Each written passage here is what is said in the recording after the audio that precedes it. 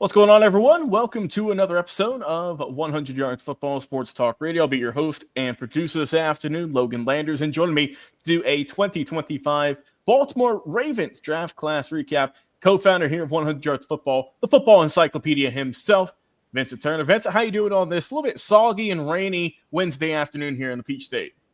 Yes, sir. How you doing today, Mr. Logan Landers? With all this rain, man, it got me kind of sleepy. You know what I'm saying?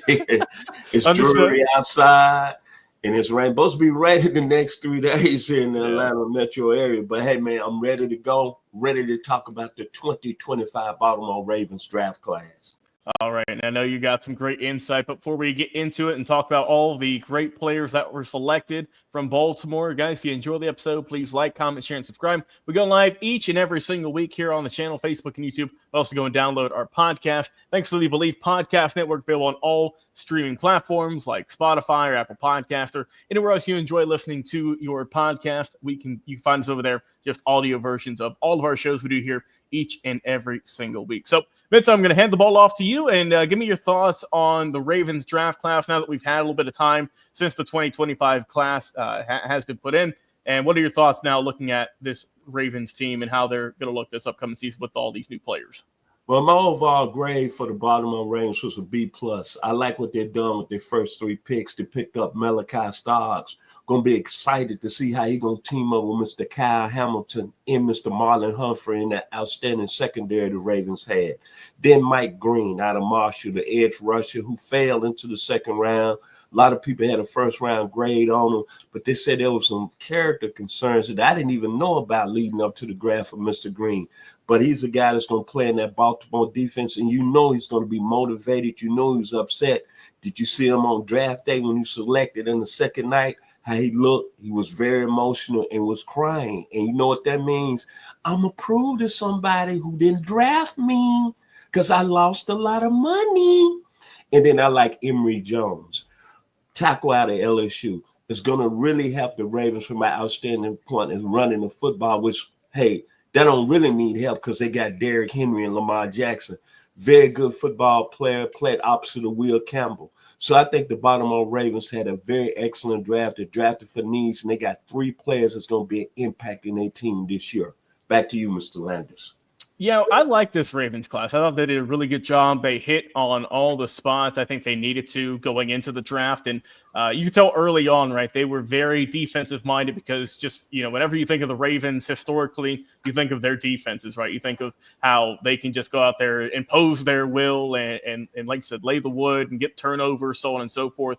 And in recent years, they've had good defenses, don't get me wrong, but they've definitely kind of shifted more to the offensive side. Obviously, when you got Lamar Jackson, you're going to go that front. But they said the draft, we're going to go old school. We're going to go with defense. And they did that with their first 2 picks. Like you mentioned, Malachi Starks out of Georgia with number 27, and then a Mike Green who fell to them. And a lot of people had him going maybe first round, early second round. He did go in the second round, but he kind of fell into Baltimore's lap. So you're getting in those 2 players alone. Malachi, obviously, was a second-team All-SEC player at Georgia, a safety. You're going to get a really good player there. And then an edge rusher, Mike Green, who we saw put up great numbers at Marshall. Now you just got to hope it'll translate now to the NFL. Now it's bigger, faster competition. But, if you watch the film, you're going to be very impressed by both those guys. The Emory Jones Jr. pick, always a good selection, right? You got to beef up your O-line. Why not go to LSU? That's where Will Campbell, the first O-lineman, was taken. Why not get his buddy out there and Emory Jones Jr.?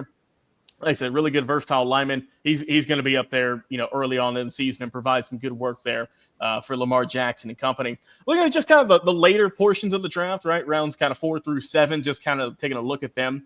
I like Carson Vincent, right? At the other offensive tackle out of Alabama A&M, first team all SWAC, right? He's a big dude. So I think that it's one of those guys that we talk about, Vincent, whenever they're at these smaller schools that, you talk about, who are they playing against?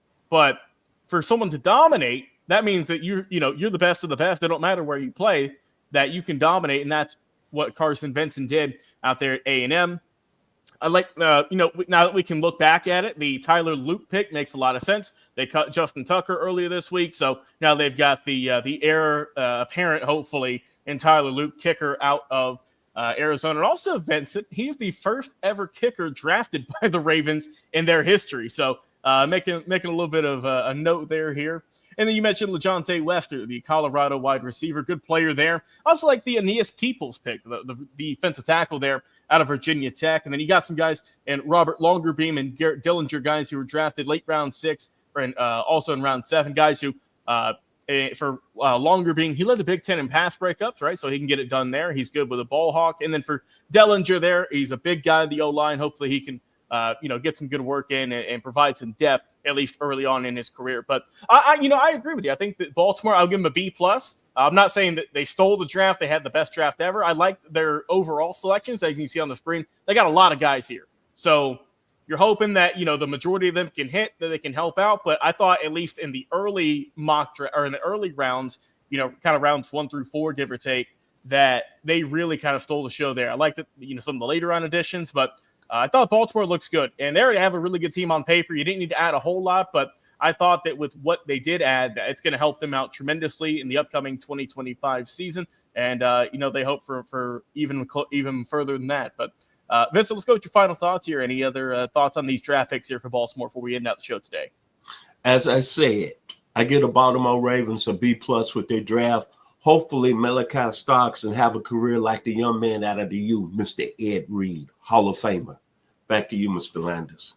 Yes, sir, and we'll see. Like I said, Malachi, hopefully he has a great career. Mike Green, we'll see if he's going to lead the league in sacks one day. I mean, he's got some great highlight films there at Marshall, and a lot of other great players taken as well. They got a new kicker, a couple of new offensive linemen, some guys to help out in the trenches there. So they filled a lot of their spots, and we'll see how these guys can do in 2025 and beyond for the Baltimore Ravens. Well, guys, that has been our thoughts on this Ravens draft class. Want to hear from you in our comments on Facebook and YouTube. Like I said, also go and download our podcast every single week. For Mr. Football, the co-founder, Vincent Turner, thank you very much, sir, for coming on the show, talking about these Baltimore Ravens. Stay tuned, because up next, we're talking about the Dallas Cowboys here in just a few months, so you don't want to miss it. Stay tuned to 100